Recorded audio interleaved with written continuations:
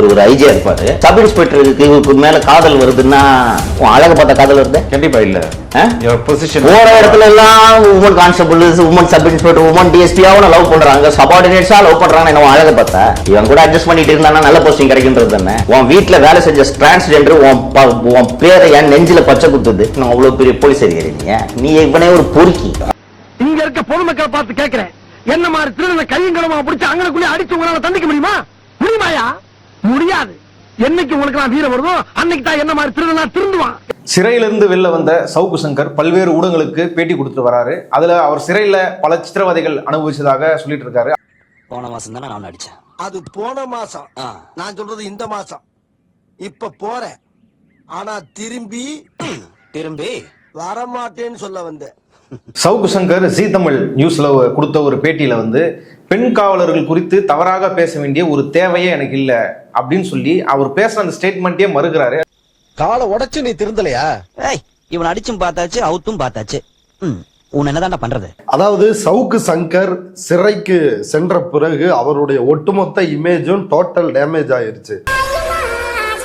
முடிஞ்சிருச்சுல்ல, இனி முன்னாடி ஒருத்த நிக்க கூடாது. அவுட்.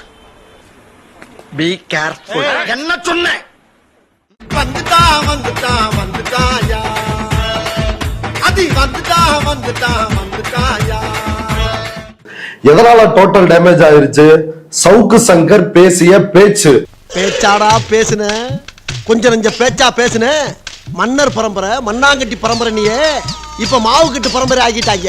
அங்க பாரு. அவர் பெண் காவலர்கள் குறித்து மிக கீழ்த்தரமாக பேசினாரு. நம்முடைய நேயர்களினுடைய நினைவூட்டலுக்காக சொல்ல வேண்டியது இருக்குது. ஒரு ஐஜியாக இருக்கக்கூடிய அருண், அவருக்கு பெண் காவலர்கள், இவங்களுக்கெல்லாம் இவன் மேல காதல் வருதுன்னா எப்படி வருது அப்படின்னு இவர் கேட்க, பிரச்சனை நான் சொல்லு லூசு பயலா. டேய், பாடி ஸ்டோடாங்கிறது எனக்கு வெளியில கூப்பிடுற பேர்ரா. உள்ளுக்குள்ள ரத்த கலரின் ஒரு பேர் இருக்கு தெரியுமா உனக்கு? இவன் இதை மட்டும் இல்ல, டிரான்ஸ்ஜெண்டரை கூட விட்டு வைக்க மாட்டான் அப்படின்னு மிக கேவலமாக இந்த சவுக்கு சங்கர் பேசலாம். உங்க வீட்டு பிள்ளையா நினைச்சு எல்லாரும் என்னை மன்னிச்சிருக்கேன். ஏண்டா பண்றதையும் பண்ணிட்டு எங்க வீட்டு பிள்ளையாடா நீ? சொன்னா கேளுங்கய்யா.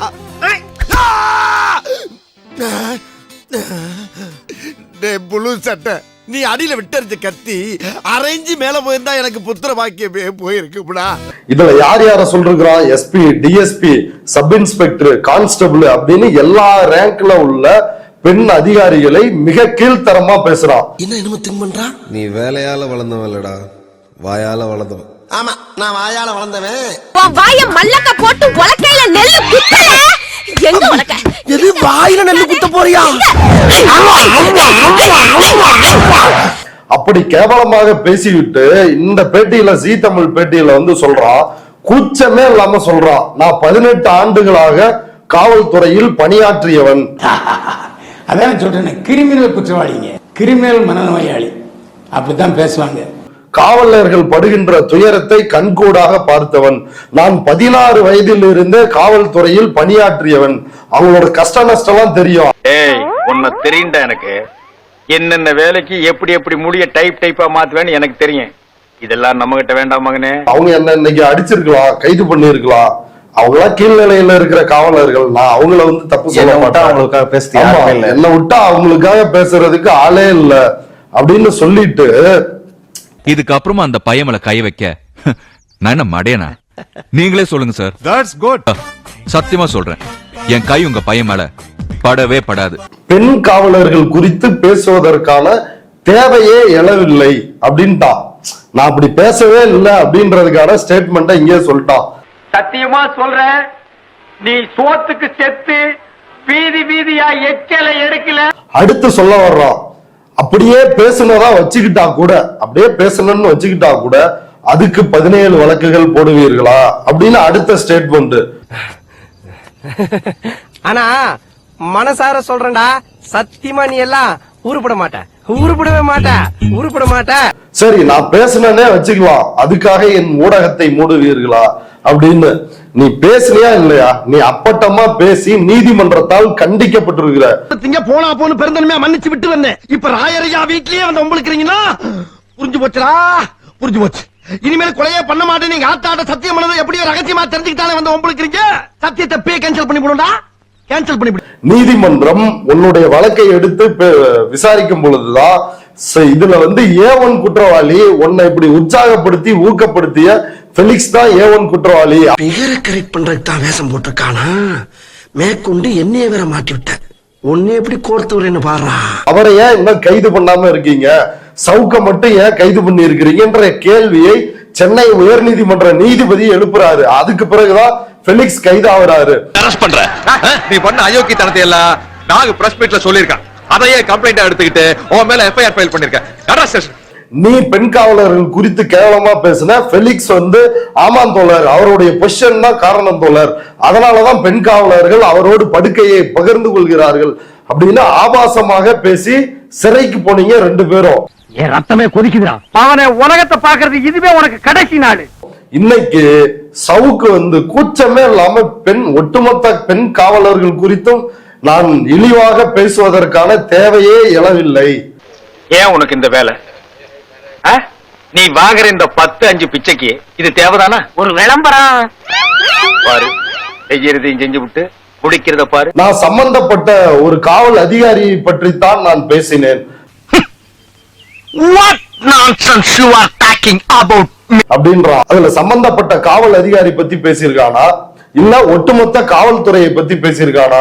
அந்த வீடியோவை பார்த்தாலே மிக தெளிவா தெரியும். என்ன கான்பிடன்ட் டே மாப்ள, குட்ட லெவலுக்கு இறங்கி குழப்பனாவே குமுற அடிப்பானுங்க. இப்ப கடல் லெவல்ல காலப்பட்டிருக்கான், கதற அடிப்பானுங்கடா. அந்த ஐஜிக்கு கீழே வேலை செய்கின்ற அத்தனை பெண் காவலர்களையும் சொல்றான்.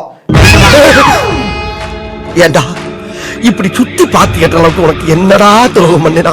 ஏத்துக்கீங்க, அப்பதான் நம்ம டெய்லி பிஸியா இருப்போம். இவங்க எல்லாரும் அவங்க கூட அட்ஜஸ்ட் பண்ணிக்கிறாங்க. எதுக்காகனா பதவி உயர்வுக்காக அட்ஜஸ்ட் பண்ணிக்கிறாங்க அப்படின்னு வெளிப்படையா பேசிட்டு இன்னைக்கு அந்தர் பெல்ட் அடிக்கிறான். அட சண்டாளா, நினைச்ச மாதிரியே சரிங்க திருப்பி விட்டானே. நான் என்ன பண்ணுவேன்? இங்க மாட்டினா சீவலு, இங்க மாட்டினா சிதறலு. சீவல் பெருசா சிதறல் பெருசான்னு தெரியலையே. சிதறலே சமாளிப்போம். அதாவது சவுக்கு சங்கர் சாவர்கர் சங்கராக மாறுகின்றார். நீதிமன்றத்தில் மன்னிப்பு கேட்பதற்கு கூட அதிகபட்ச வாய்ப்புகள் இருக்குது.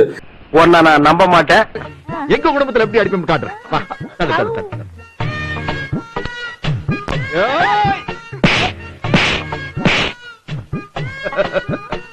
ஐயோ ஐயோ, எதுக்கு அந்தர் பெல்ட் அடிக்கிற?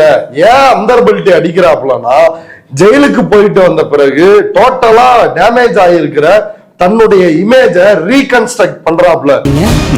ஒரு செகண்ட்ல கேட்ட தம்பி, இதெல்லாம் சும்மா வரல. எவ்வளவு அவமானங்கள், எவ்வளவு அசிங்கங்கள், எவ்வளவு காயங்கள், எவ்வளவு கலவரங்கள், எவ்வளவு களவாணித்தனங்கள், எவ்வளவு கற்பழிப்பு. தான் ஒரு போராளி, தான் திமுகவை எதிர்த்ததற்காக சிறைக்கு போனேன் அப்படின்ற ஒரு பிம்பத்தை கட்டமைக்கிறாப்ல. என் முகத்துல காரி துப்புனாலும் எனக்கு கோவம் வராது. அடேங்க அப்பா, இப்பதான் நீங்க அசல் ஒரிஜினல் அக்மார்க் அரசியல்வாதி. அப்ப அதுலயே இவனோட யோகிதை என்ன? இவ்வளவு கொள்ளை அடிச்சிருக்கிறான், இவ்வளவு கமிஷன் வாங்கி இருக்கிறான், மணல் மாஃபியாக்களை வந்து நேர்ல சந்திச்சு பணம் வாங்கி இருக்கிறான். யாரும் அவசரப்பட்டு பையன் கையை கால முடிச்சிடாதீங்க. சார், நான் கொடுத்த வாக்க எப்பவுமே காப்பாத்துவேன். என் கை உங்க பையன் மேல பட்டுச்சா? இதெல்லாம் நம்மளா சொன்னோம். சவுக்கு சங்கரின் அட்மினாக இருந்தக்கூடிய பிரதீப் அவர் வெளிப்படையா சொன்னாப்ல. அப்ப நான் முக்கியம் இல்ல, எனக்கு என்னாலும் பரவாயில்ல, அப்படிதானே? ஓ, கட்சி மாறிட்டேன்ல, இருக்கிற கட்சியிலயாவது நிரந்தரமா இருக்கணுமே. அந்த சவுக்கு சங்கர் வந்து நல்ல வாயினா இருக்கிறப்ப என்ன பேசினா, நார வாயினா மாறின பிறகு என்ன பேசினா அப்படின்றத மக்கள் தெரிஞ்சுக்கிட்டோம். ஆளுக்கு 500 ரூபாய் பணம், உன்னையும் தூக்குவேன், இந்த சேனலையும் தூக்குவேன். போடா.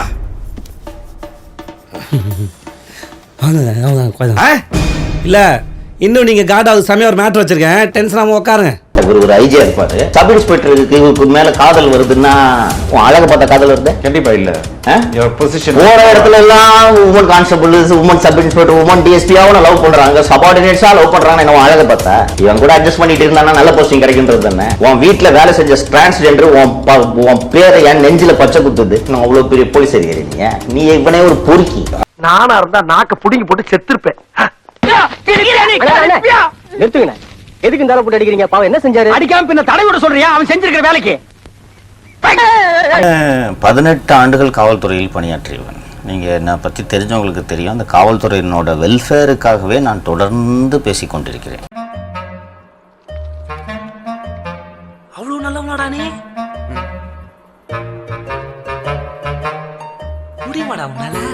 ஸோ ஒருபோதும் அது போல பேசுவதற்கான தேவை அதில் ஏற்படவே இல்லை. ஓகேங்களா? உள்ளபடியே வந்து அந்த அப்படி நான் பேசினேன்னு வச்சா கூட எத்தனை வழக்கு போடுறது? 16 வயசுல இருந்து காவல்துறையோட பயணிக்கக்கூடிய நான் எப்படி அப்படி பேசுவேன்? தம்பி, ஒரு மனுஷன் போய் பேசலாம், ஆனா ஏக்கர் கணக்கில் எல்லாம் பேசக்கூடாது. அது எப்படா நெஞ்சில கொஞ்சம் கூட ஈரம் இல்லாம இவ்வளவு பெரிய பொய்ய சொல்ற? இந்த பார், இந்த எச்சு பேச்ச எனக்கு பிடிக்கவே பிடிக்காது. மறக்காம சர்ப்ரைஸ் பண்ணுங்க. தேங்க்யூ.